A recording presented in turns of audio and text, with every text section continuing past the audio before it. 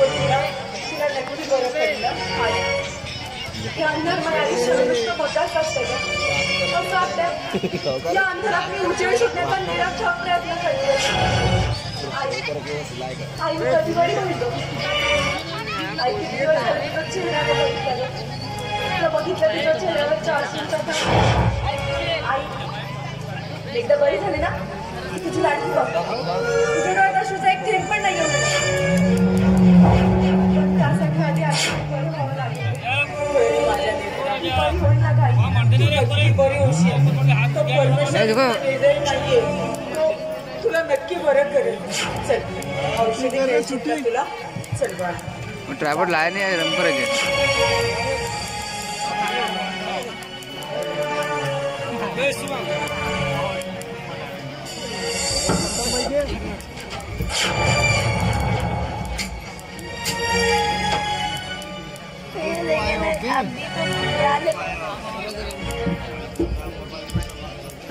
बाबा तुम्ही केव्हा आला आणि असं गप्प का बसलात? काय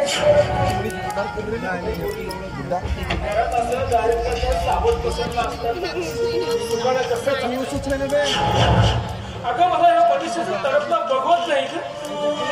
काय करायचं बाबा? मुलीच्या जीवनात प्रकाश आणण्यासाठी आपल्याकडे पुरेसा पैसा नाही. खरं सांगू बाबा ते आपलं दारिद्र्याचं आयुष्य आहे ना ते आयुष्य जगण्यासाठी वैराचं ठरलं. अगं सूनपोरी आयुष्य जरी वैराचं ठरलं ना तरी एक दिवस सुखाचा उगवतो. अगं रात्र संपली की सोनेरी पहाट होतेच. आणि सूनपोरी घाबरू नको. अगं तुझा बाप अजून जिवंत आहे. मी एक निर्णय घेतला. निर्णय? हो. कसला निर्णय बाबा? तुमच्या आयुष्यासाठी आपल्या काळ्या आईला विकण्याचा. करू नका. अहो एकमेव तिचाच तर आधार आहे. तिच्यामुळेच तर भाकरीचे 2 घास आपल्या पोटात जातात. बाबा मी तुमच्या समोर हात जोडून विनंती करते पण आपल्या शेतीला नका हो विकू. अगं पोरी असं किती दिवस तडफडत जगायचं? अगं मला मनुष्याला असं अंधारात नाही जगवायचं का? मी आता जातो आणि आपल्या काळ्या आईचा सौदाच करा.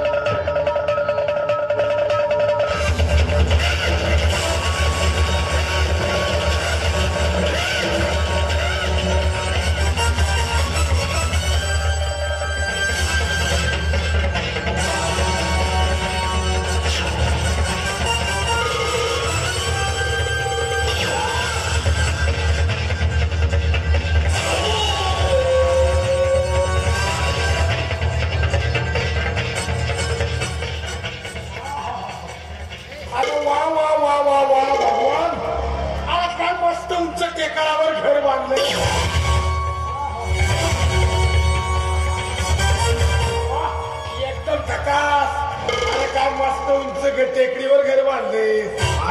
पण हे भगवान तू नेहमी म्हणायचास की मालक एकतरी दिवस झोपडीला पाय लावा. पण काही येणच मिळत नव्हता बघ.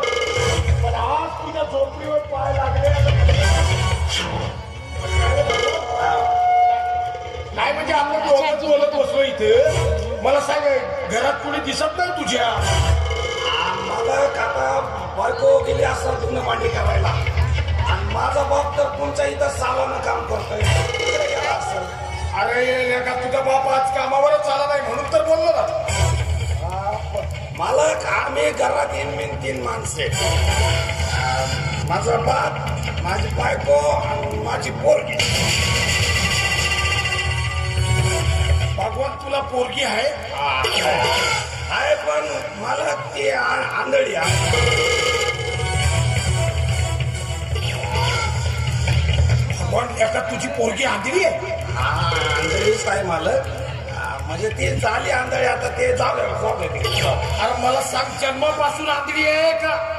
नाही आता ते जन्मापासून नव्हते पण ते झाले आता जाऊ. भगवान तुझ्या पोरीचं नाव काय? मालक माझ्या पोरीचं नाव आहे मनीषा.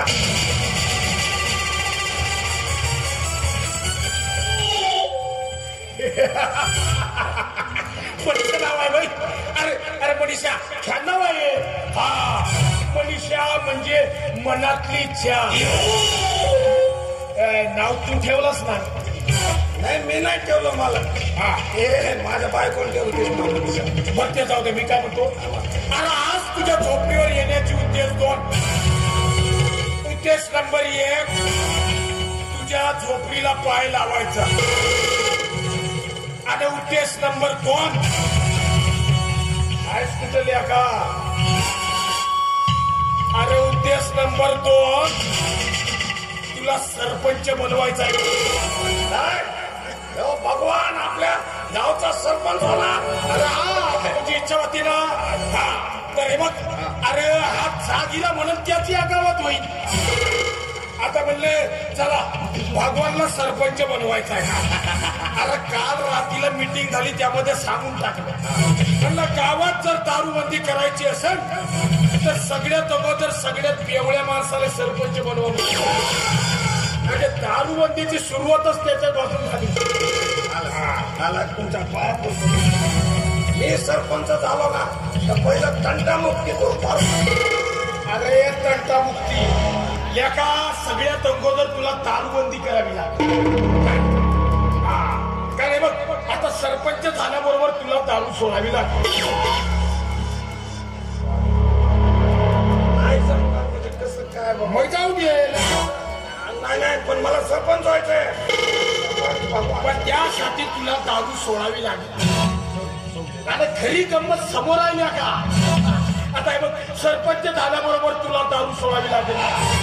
पण सरपंच झाल्याच्या आनंदात आज दारू प्यावी लागेल. अरे येता येता अख्खा खंबा चांगला तुझ्यासाठी.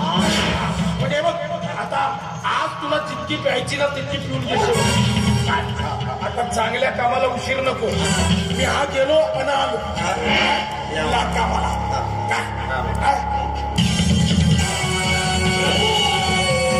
भगवान काय म्हणत, ग्लास मात्र तुझ्या पोरीच्या हातानं बोल. म्हणजे तिला दिसतंय कुठं काही फरक पडत नाही.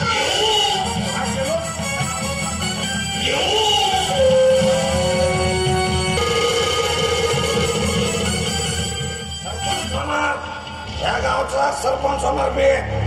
घरात मला तेवढी मुली इज्जत होते. अख्खा गावात आपली इज्जत करणार, भगवानची इज्जत करणार सरपंच होणार.